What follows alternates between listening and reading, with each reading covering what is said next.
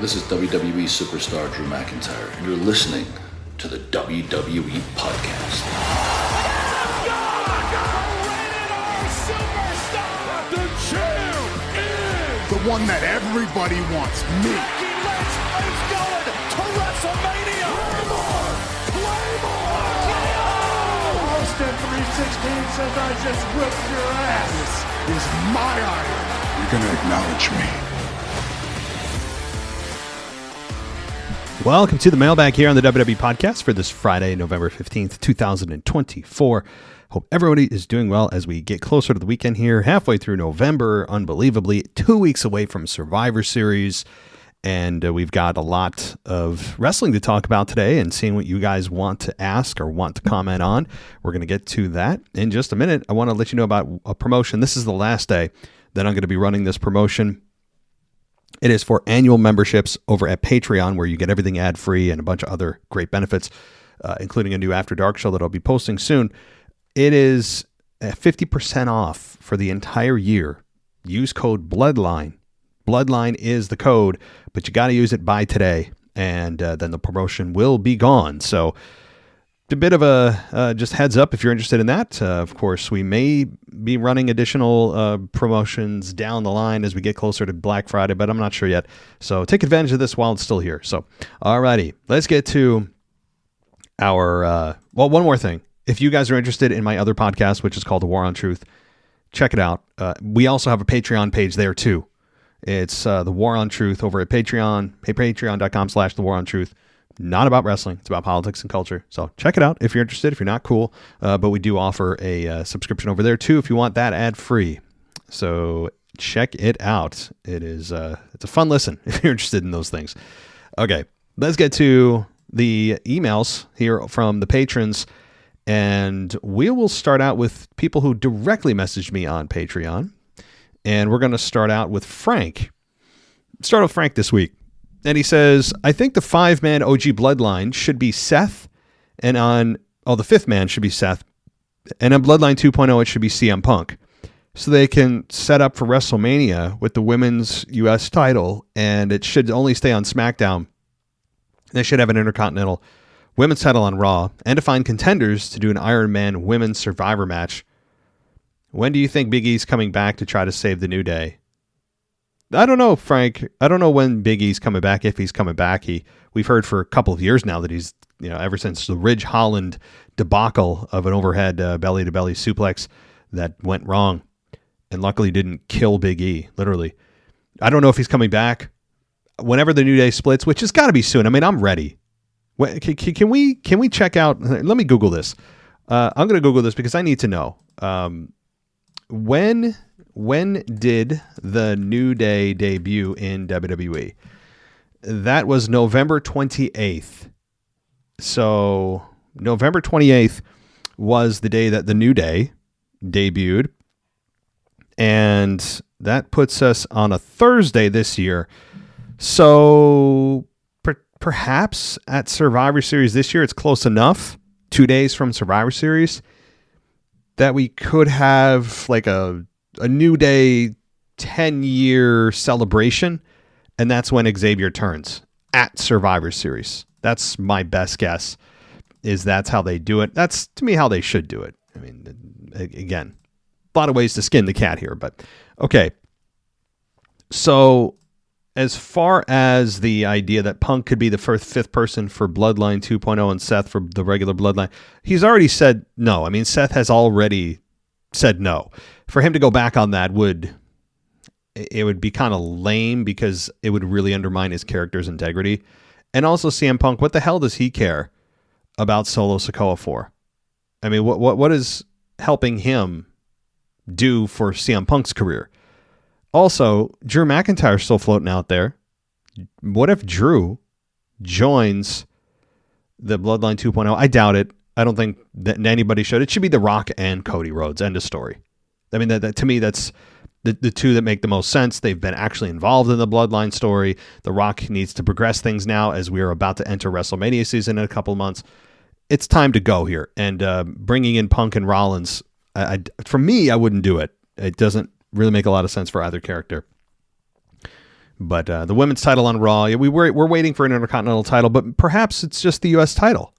Maybe it is just the United States Championship. Maybe they don't have a counterpart on Raw, but they didn't really make that clear yet. All right, thanks, Frank. Let's go to Charlie. He says, is it me, or is the women's War Games match have potential to be the worst match on the card for Survivor Series? Of course, it all depends on who the other two people are who will be joining each team. I also have a funny feeling that this Seth will join the OG Bloodline, while CM Punk will join the new Bloodline. Man, Charlie and Frank on the same page here. Finally, can't wait for SmackDown tonight. If you're able to do the weekend review on Sunday, I'm absolutely available. So, Charlie, again, for the same reasons that I just told Frank, why? I mean, sure, two big names, but it feels very out of place. There's no reason for either man to care about what the Bloodline's doing. Seth was very clear. He's not joining anybody. He shot down both teams. He should. He has no business in the bloodline business. If he wants to get back at Roman, not the time or place to do it. Again, we haven't finished out the whole Rock situation yet. The Rock is going to be the focus here moving forward in the coming months, not Seth Rollins. Plus, you have to build to a Punk Seth Rollins program, and you don't need the Bloodline War Games match to do it. These two are a year late on the program moving forward because of a Punk injury last year. So these two don't need a story that has nothing to do with them to move forward with their program. They just don't. And where does Drew McIntyre fit in when he returns? I don't know. I think he should come back as a heel. I've loved the heel character, the heel Drew. But, all right. Let's continue here, and we're going to go to Jeff. Jeff says, with the Raw spoilers out already for next week, okay, well, here's the spoilers. Spoiler alert, guys. Spoiler warning. How about this? I won't say what they are, because for those that don't want to skip ahead or can't right now, maybe you're in the car, I won't say what they are, but it does look like we know who the fifth members, or at least who the most likely fifth members of the Bloodline teams are going to be. And if you're correct, Jeff, I don't understand it. I don't understand it. If those are the spoilers for next week and you're correct, I don't get it. I'll leave it there. And you're saying the women's War Games match looks really good with some things. Okay. Again, Jeff, I don't mean to not include your email, but spoilers, if these are true, I don't want it ruined for anybody else. So it's hard for me with spoilers to really to really talk about them here, because it takes the fun out of watching the show if people haven't seen it yet. So it looks like a lot of big things are happening next week on Raw. Let me just say that. And potential War Games implications. I don't know how to be any more vague than that. So thank you, Jeff. And it's hard for me to move past that and get a little more deep. So sorry. All right, Miller. He says, apparently, welcome. Or he says he's here from beautiful South Africa. Apparently weird South Africa. Well, you guys aren't weird. You guys aren't weird. What are you talking? Did I say you guys are weird? If I did, I don't know why I'd say that. If I said that, I was talking about the listeners that are throughout the world from our show. So I don't know. I'm not sure if I said weird, but I don't know what I was saying. Okay. Was very interesting to hear about all these listeners from different countries, especially the ones from Africa. Was curious to know how many there are from South Africa. I think it was percentage-wise, only a few percent. It was like 2%, 3% of our listening audience is from South Africa. It's not a lot, as you'd imagine. Most are UK, United States, and Canada. That's the vast majority are from those countries. But there was a small percentage from South Africa. And again, I think it's between 1% and 3%. Also, I know I fantasy booked about Brock Lesnar, and it was far-fetched. But after this week, the whole situation with Seth, I feel like the choice of Brock Lesnar is better. I really do not feel Seth should be involved, and definitely not Bronson Reed. Where did I lost myself? So he has had, in the last 4 years, no interaction like many others with the OG Bloodline or even the new Bloodline. It feels to me like if Seth and Bronson Reed join the War Games match, it's going to be the OG Bloodline versus the new Bloodline with Seth and Reed on the side. Bring in KO to the new Bloodline if they want, but then leave it against the OG 5 versus the versus 4. Till the night of the War Games match, Paul Heyman interrupts and introduces Brock Lesnar. Hey, have a good day. Really enjoying your other show as much as I don't know the ins and outs of American politics. Interesting listen. Also, okay, so yeah, appreciate that, Miller. Yeah, it is. It's a show that's not for everybody, especially if you don't agree with my view on politics. You may absolutely despise everything I have to say, and that's okay. There is such a thing as disagreeing civilly. That's a lost art that has gone down the tubes in a very quick fashion the last 5 to 10 years. You know, if you disagree with somebody on a political level, you have to disown them. They're not real people. You know, all these things, right? So I appreciate that, Miller. And again, if you don't agree with me, then I still encourage you to listen. I still do. So Miller, as far as wrestling goes here, Brock Lesnar, bring him back, man. I'm not saying WWE needs him. They're going to die without him. People seem to misinterpret whenever I talk about Brock and how cool it would be to have him back. That's not what I'm saying. WWE has and will forever be just fine without Brock if he never comes back again. They will be fine. It won't change a thing if he doesn't come back. But if he does come back, it adds to the product. Whether you love or hate Brock, there's no denying that he is a mega star, a household name. So it would do nothing but increase viewership. Even if you don't like him, it just would. So I think that's plausible. In fact, I'd rather have that. I don't want Seth or Braun in the match. I don't want Bronson Reed in the match or Seth Rollins in the match. I don't know why we even need fifth members. Let me say this. If it turns out that the two who are not joining as fifth members are not Cody or The Rock, if it's not those two, I don't understand what's happening here. We don't need 5. Again, it feels more Survivor Series-ish if it is 5-on-5. That's been the format for many, many years, going back to, as far as I can remember, with the original traditional 5-on-5 elimination match that eventually turned into the brand supremacy nonsense, and now it's been morphed into War Games. But I don't want anybody else involved in this unless it's The Rock and Cody, because nobody else makes sense. I don't want a side program going on with Bronson and Seth. They have their own really fun program going on right now. Okay? I don't need anybody else in there. If Brock Lesnar comes out, I might make an exception because he's hilarious and he does have ties with Paul Heyman, but what is his vested interest with helping out the OG bloodline? Well, I mean, he's done nothing but battle Roman Reigns for the last 10 years. I mean, this is going back to what, 2015? I mean, it's going back a long way. Like, we don't need a Brock Lesnar Roman Reigns program. That is long since passed. But to have him help Roman, I mean, I guess just because he likes Paul Heyman, there's a loose tie there. It would be interesting. Much more fun than I think Seth Rollins, who would have to go back on his word, undermine his integrity as a character. Bronson Reed has no business in there either. It's like a side match that got morphed into this quasi War Games match with the bloodline that now you have two programs going on in a single match. I don't like it. Bronson and Seth are deserving of their own match on their own because they have proven that they have chemistry and their program's been a lot of fun. I have really enjoyed it, and I think the vast majority of fans have too, based on the reaction I'm hearing on X or just in person at the live events, what you're hearing on TV. So please, yeah, I don't need it, but if it happens, it happens. It's just, I don't know why they couldn't have left it 4-on-4. If it's not going to be The Rock and Cody on opposing sides, what are we doing? Just to fill a 5-on-5? Just for numbers? I hope not. I really do. Okay. So thank you, Miller.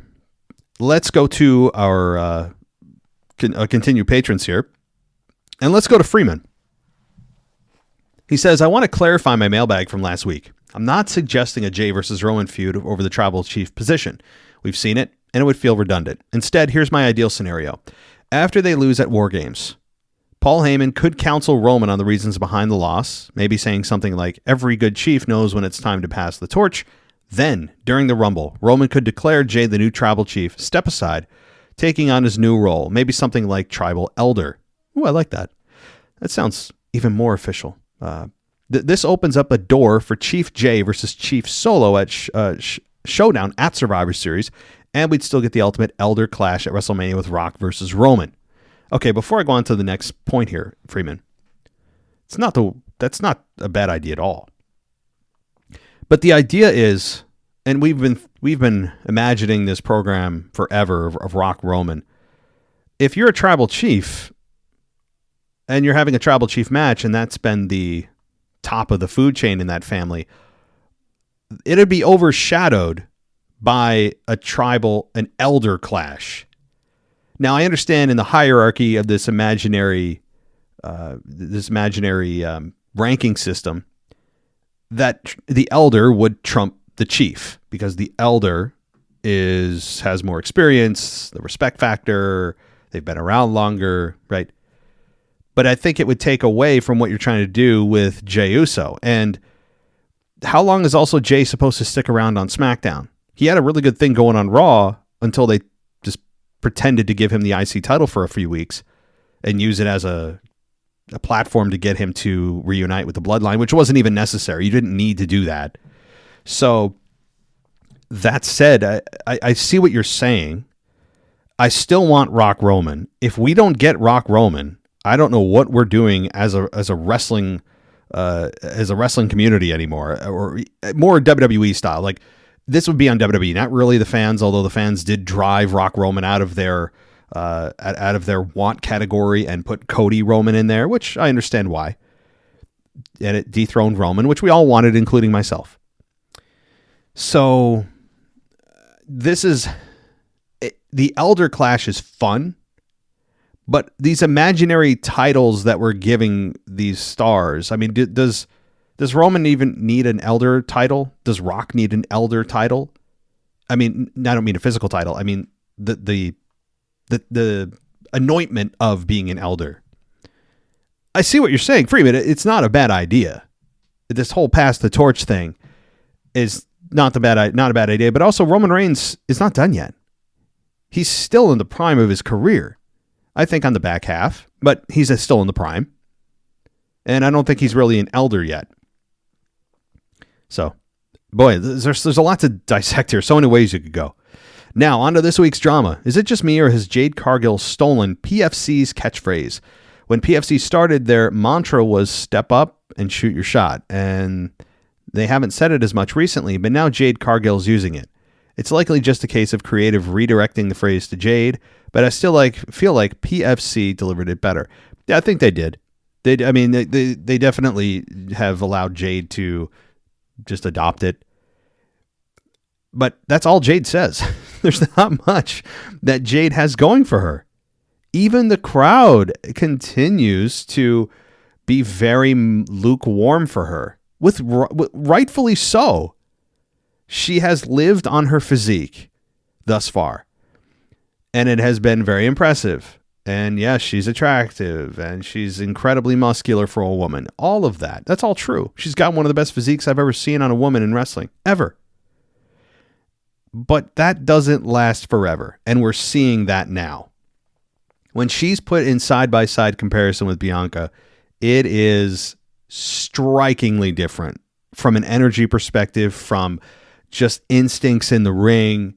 It's like Bianca's not thinking. It's almost like Jade has to think about everything she does before she does it. And yes, you do, but you don't want to look like you are.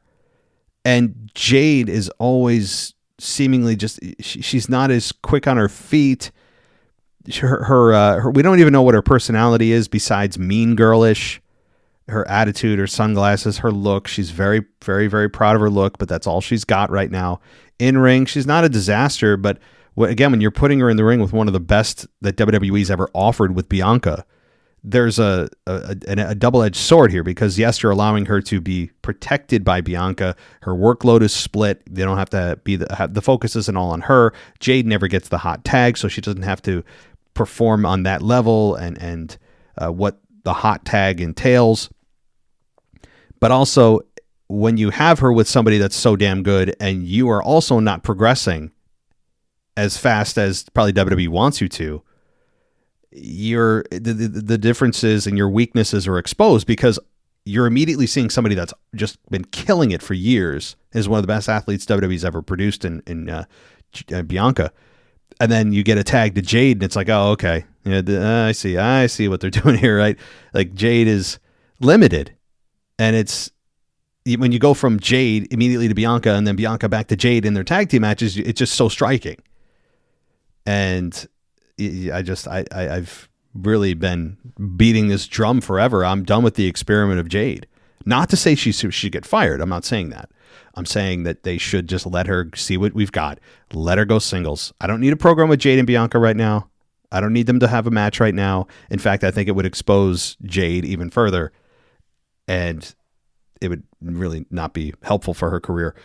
But it's time to go here. It's time to let her go. Kick her out of the nest. If she plummets to the earth, she plummets to the earth. But we can't baby her any longer. By sacrificing one of our best of all time in Bianca. I mean, how much longer are we going to do this? How many more months? How many more years are we going to do this? So, all right. Also, on the homework assignment about the potential fifth members for each faction, let's not overlook the two Samoan wrestlers WWE recently signed, Lance Hawaii and Zila. Am I saying that right? Zila Fatu. Neither has made their debut yet, but would fit well into the War Games story, so they can't be discounted. They can't be discounted, and from a family perspective, it makes sense. Here's the problem. They just got signed.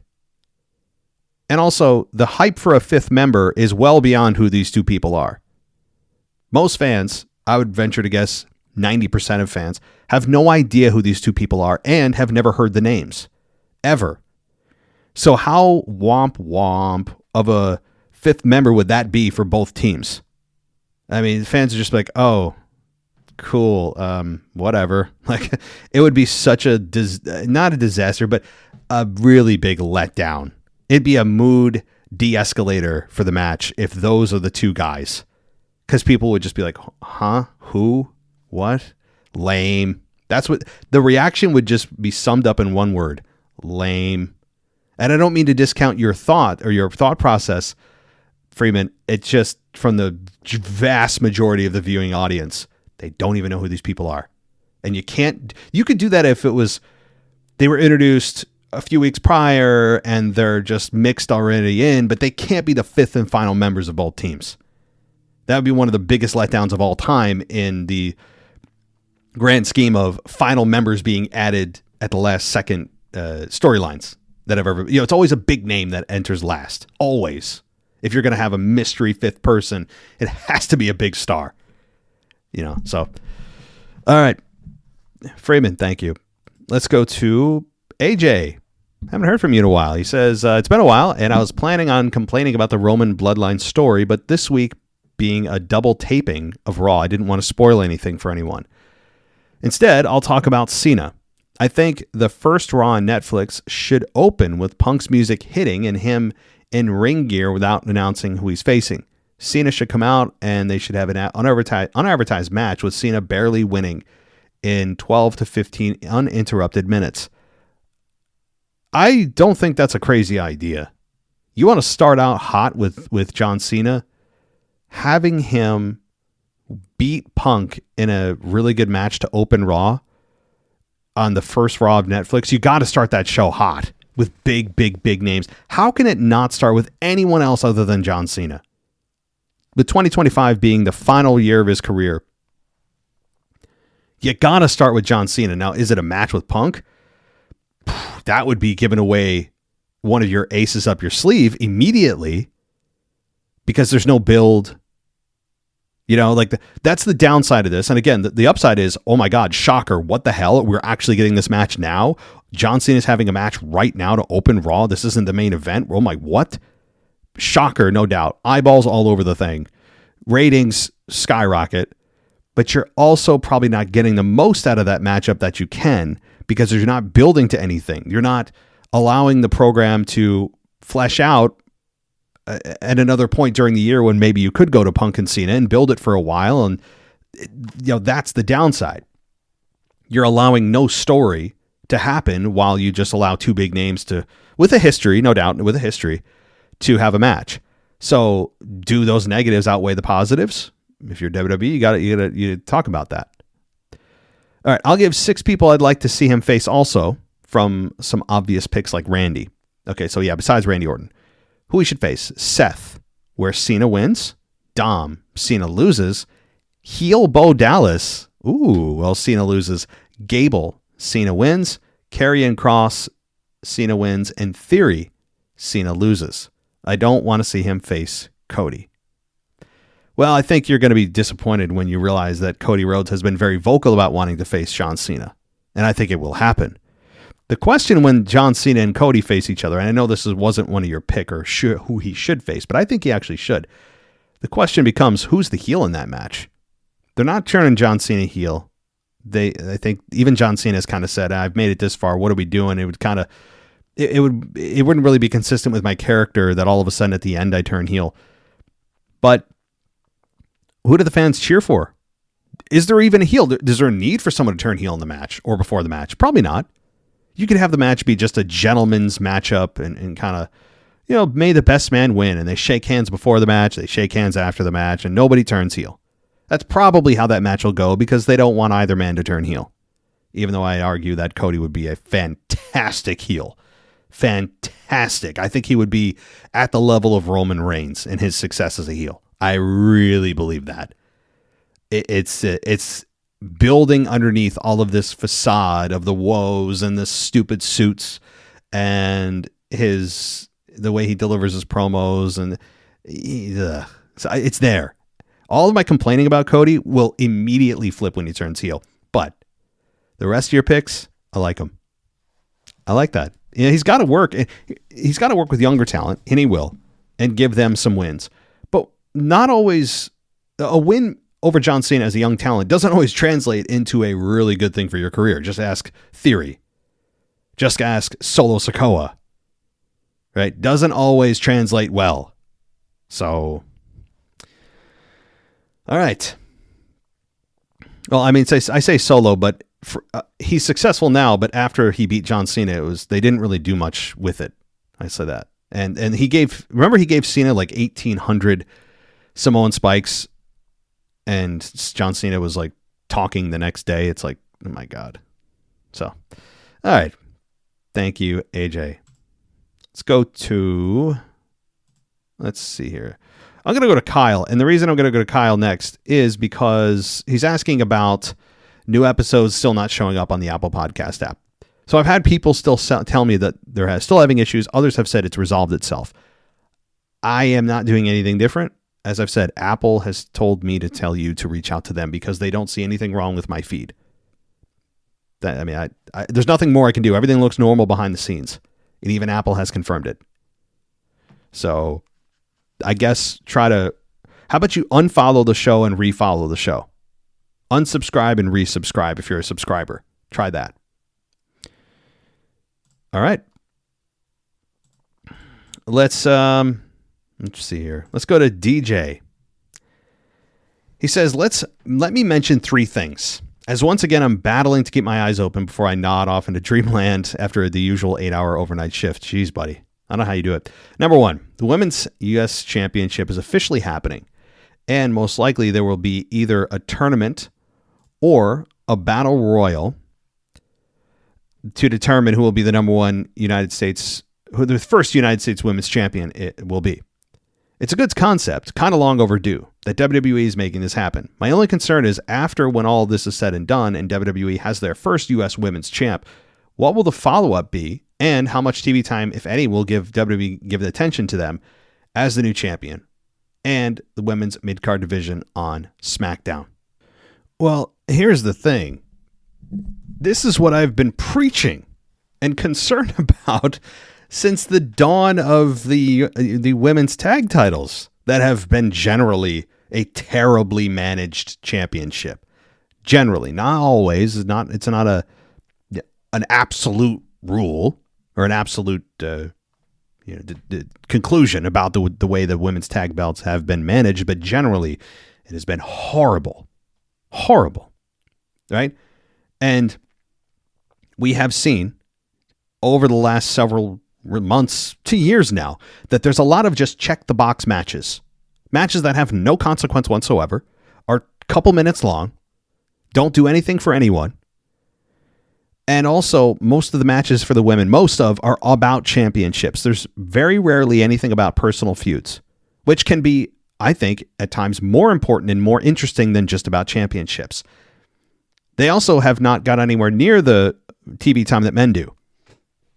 So I'm concerned about this, and I'm concerned about not just for this title and TV time and dedication to the women's division, but to the rest of the championships, which are now going to have to share the limited time they already have with a new championship.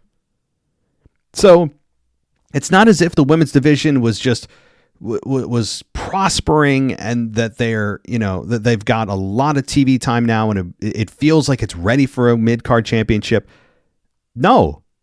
This is another one of those, well, we need to make them feel more equal to the men, so we'll give them a new championship, but we won't give them more TV time.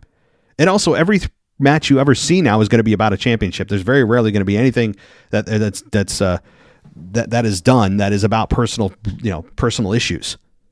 It's concerning. I'm not going to say ahead of time it's going to be a disaster. And it may not be, depending on if you love everything about championships all the time and you love the fact that women get a very limited amount of time on TV as it is. But hey, this is based on what I've seen, based on the historical view here of a pretty large sample size of time. I don't have a great feeling about the women's division moving forward. I just don't.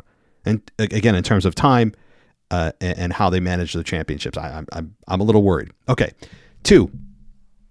You have a hot take opinion. As of late, WWE has had a couple pre-taped shows for Raw and SmackDown.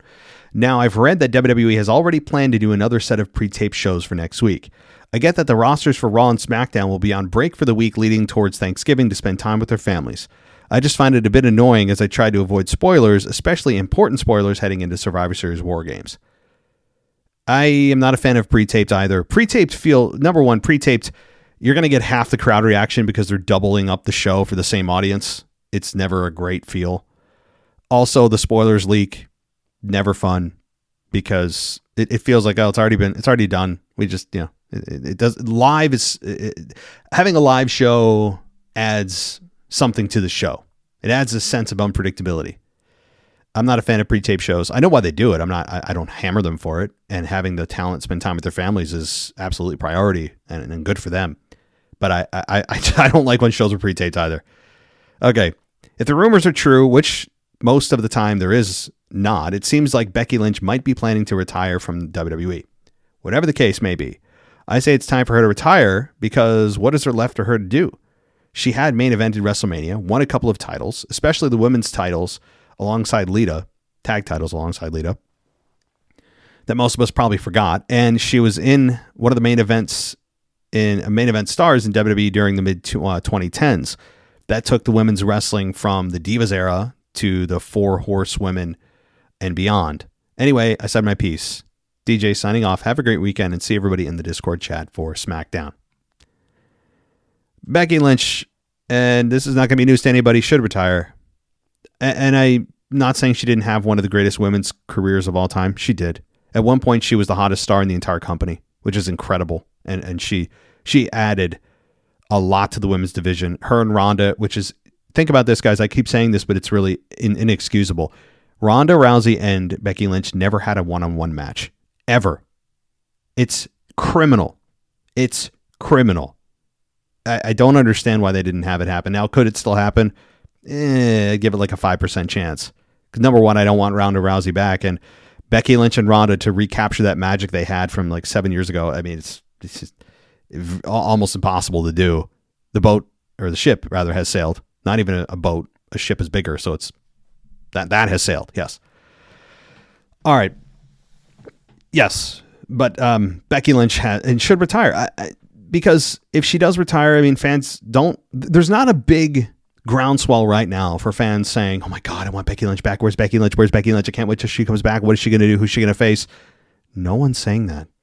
At least most people that I've been seeing on X, which is a pretty good place to go if you want to see and hear what fans are after. I don't think Becky Lynch is really wanted back by fans in a way that's fever pitch. You may have a subset group of fans that are just Becky Lynch hardcore and all the way and all the rest. But the vast majority of fans aren't sitting there going, oh my God, where is she? I don't think that she's like you said, she's kind of done it all. She's even turned heel, which was a mildly failed experiment.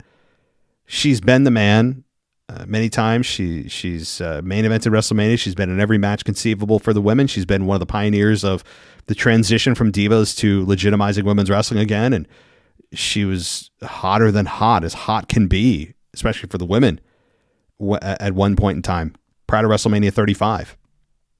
So that all said, if she retires tomorrow, I'd say job well done. You're forever etched in the Hall of Fame for WWE. She should be in the Hall of Fame. But I don't know if she does come back, it's to me going to be a yawn unless they have some just totally new plan for her. She's coming back as this. I don't even know if totally revamping her character would be believable. I don't even know what to do with her. That's the thing.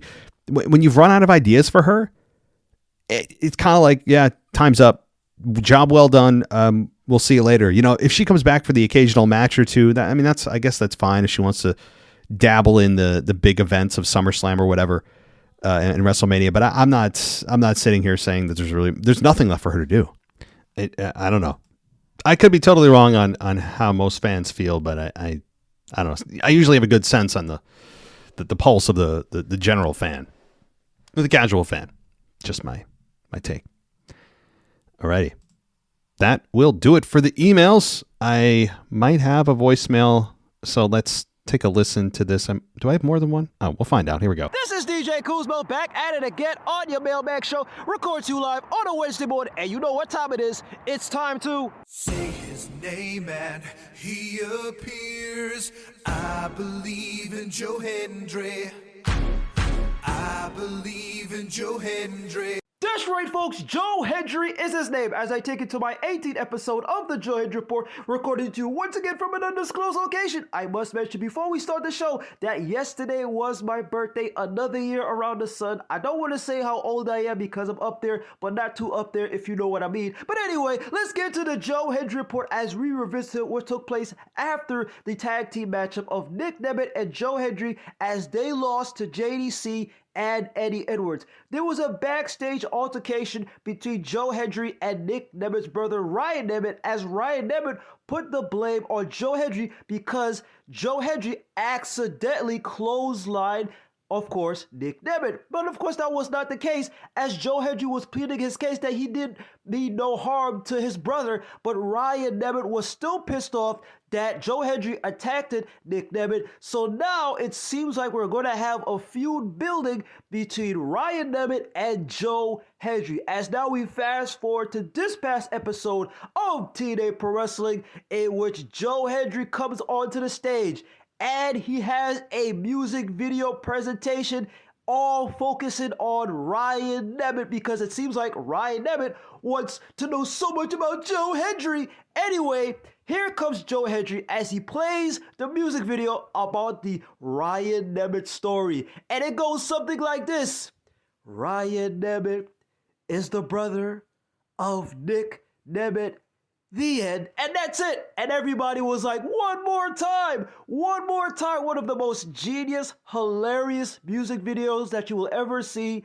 Joe Hendry just said, oh, let's see if we can get all the facts, all of the career highlights of Ryan Nemeth, and there was absolutely none, which was so hilarious as everybody was laughing. But anyway, this is all leading towards Ryan Nemeth versus Joe Hendry that will be happening this Thursday on an episode TV taping of TNA Pro Wrestling. Now let's get to what took place outside of TNA, as once again, Joe Hendry is going places as he continues to promote his brand. This past week, he was in Germany as he was doing a show at a Germany pro wrestling event as he defeated none other than Axel with, of course, the standing ovation chokeslam. Then this past Sunday, Super Sunday in Texas, in Booker T's Reality of Wrestling, Joe Hendry was in appearance as he was doing a couple of matches for the folks at Reality Wrestling. So always remember, folks, as I put this to a close, always remember to believe, say his name, and always remember the words that Joe Hendry says, anytime, any place, at any show, and most importantly, do this. Wave your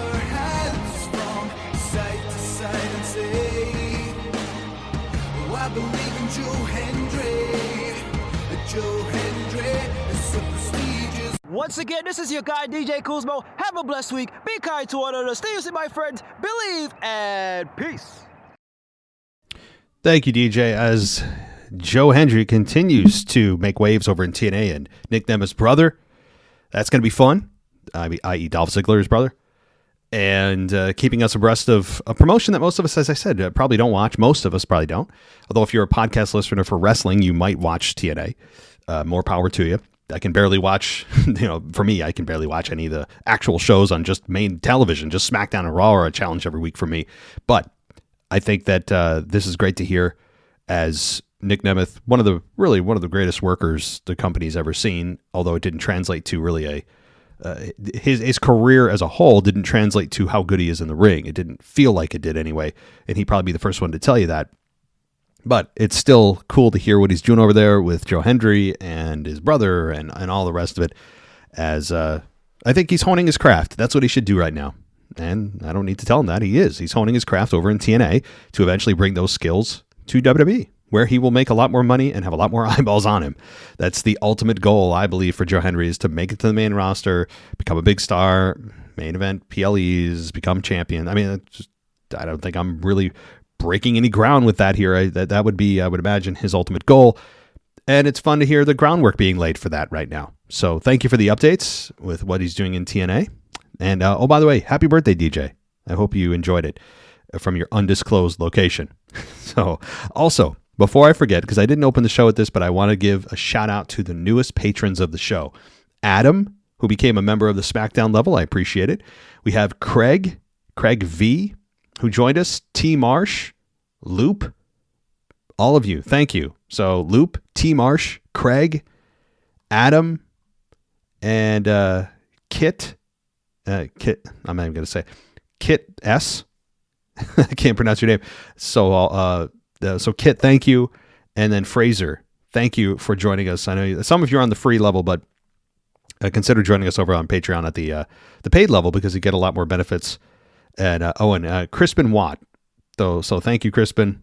I feel like some of these names, I'm sure it's real, but it sounds like they're fake names that you guys are getting me to say that are like really bad names. You know what I mean? Like IP Daily, right? All those names that you made your teacher say that are like fake and they're hilarious. But Crispin Watt, I'm trying to think if that is a real name, but it sounds like it wouldn't be a real name. So I'm wondering if I'm saying something horrible. Josh, also thank you so much for becoming a SmackDown level member. So a lot of people have joined us over the last week, and I do appreciate it, as we are going to continue to give you guys some more video and exclusive shows over on the SmackDown level and above. So consider joining us over on SmackDown for WWE Podcast, as well as my other podcast. It's patreon.com/The War on Truth. If you want to check it out there and go ad free. It's also available with ads on every podcast platform you can think of. It's called The War on Truth. My logo is a laptop with the American flag on it. Can't miss it. I updated it recently. It's a little bit different, a little more concise. So check that out if you're interested in that. And I will be back on Sunday with your weekend review. Thanks so much, everybody. Enjoy your weekend. Take care. Thanks for listening to the WWE Podcast. Don't forget to subscribe on your favorite podcast app so you don't miss a show, or head to WWEpodcast.com. And for all of these shows ad-free, head over to patreon.com/WWE Podcast. Until then, we'll see you next time.